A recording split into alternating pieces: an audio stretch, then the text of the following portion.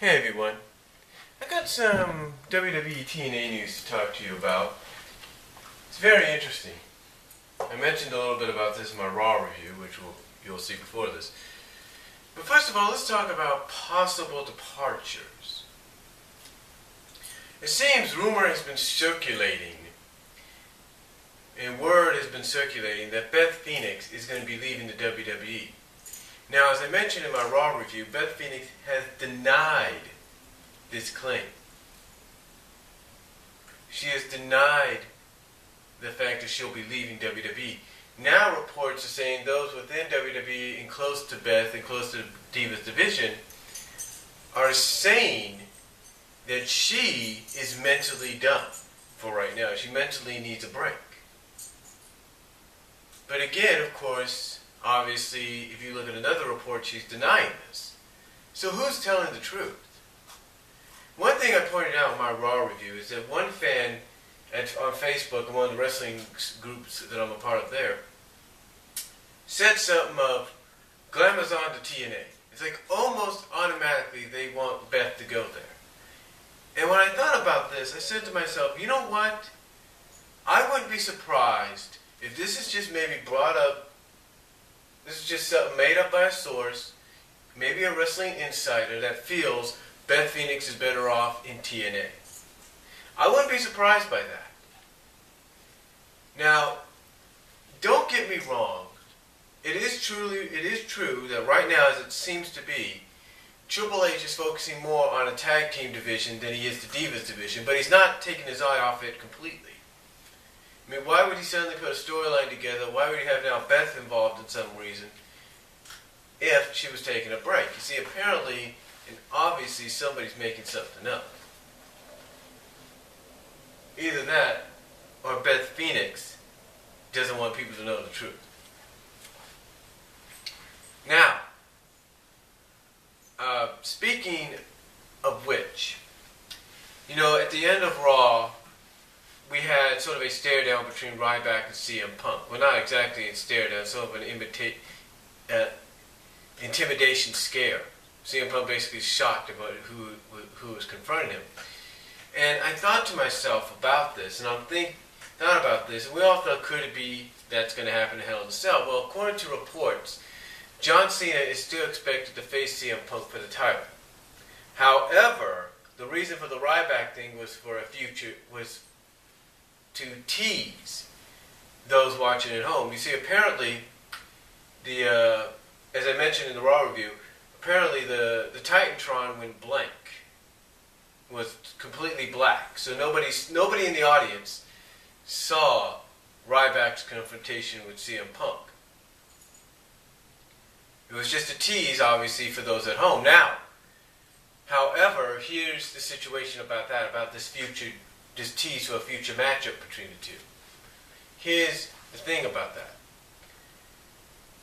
According to sources within WWE, it seems, or close to WWE, it seems that John Cena and CM Punk are still a go for Hell in a Cell. However, if things change and John Cena is not cleared to go, then Ryback is going to be the backup plan. That's right. They're basically saying that, according to these reports, that if John Cena is not cleared enough, basically they're saying if John Cena is, let's say, not at 95% at least, or at least 90 or 80, let's say between 75 to 100% ready, well, let's just say maybe 75% ready to go, then they will go with Ryback. That's right. John Cena, if he cannot go in the ring at Hell in a Cell, will be replaced by Ryback, which would tell me they'd probably put the title on Ryback just to show that, hey, he's arrived. Now, that's a possibility. We're not entirely sure just yet. Other news coming out, of course, out of last night's SmackDown tapings, and you'll probably find out more about this on Friday, is there's going to be a tag team title tournament. That's right, you're going to have an 8-team tag team match with the winners facing Kane and Daniel Bryan at Hell in a Cell, presumably. The teams involved are the Usos, Tyson Kidd, Justin Gabriel, The Rhodes Scholars, Cody Rhodes and Damien Sandow, Mysterio and Sin Cara, the Primetime Players, Kofi Kingston and R-Truth, and I think that's about it. I'm not sure. Oh, and Zack Ryder and Santino Marella, I think is another one. So yeah, you've got some tag teams coming together for a possible shot to go to Hell in a Cell and challenge for the tag team titles. Now this goes back to the report of Triple H wanting to focus on the tag team division and doing just that, because the last time I remember us having a tag team tournament of any kind was like many years ago. So hopefully this is a sign of things to come. And apparently also WWE, according to several reports, is now taking interest in ROH. Yeah. ROH has caught the eye of the WWE.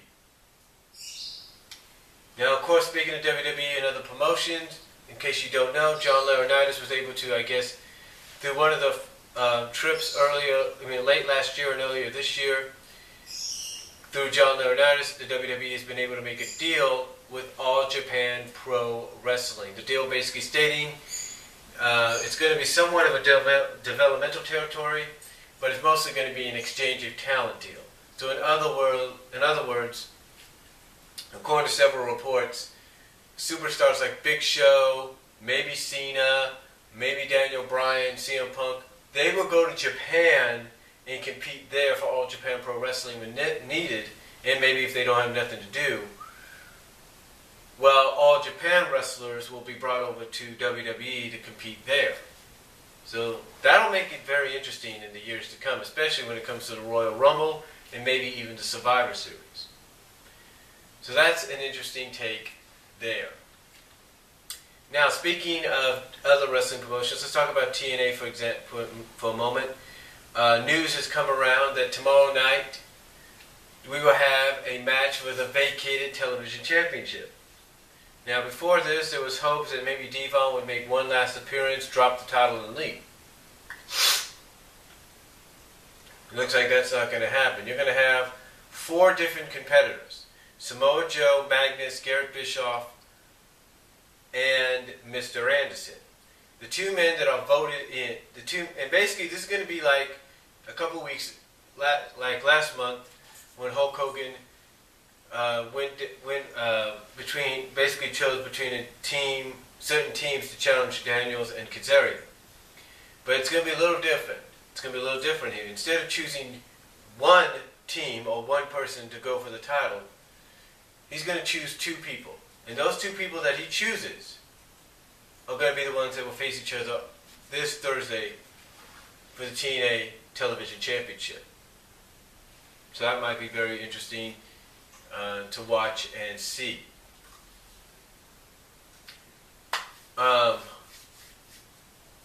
Also, speaking of TNA, it seems that somebody within the head staff, if you will, of TNA Wrestling is not a fan of women's wrestling. In case you haven't noticed, the Knockouts division, certain knockouts, and the division itself has not been shown prominently. I mean, it's still got some focus on it here and there, there's no doubt about it. I mean, apparently with the Tara Tessmarker feud. But it seems that it's not really getting that much focus on it.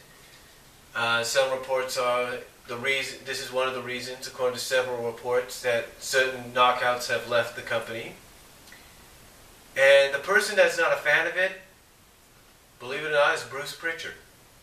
Yeah, Bruce Pritchard is not a fan of the Knockouts division. And this is why, according to several reports, why certain knockouts have decided to leave. Because Bruce Pritchard is not doing the right thing and giving the knockouts a fair share.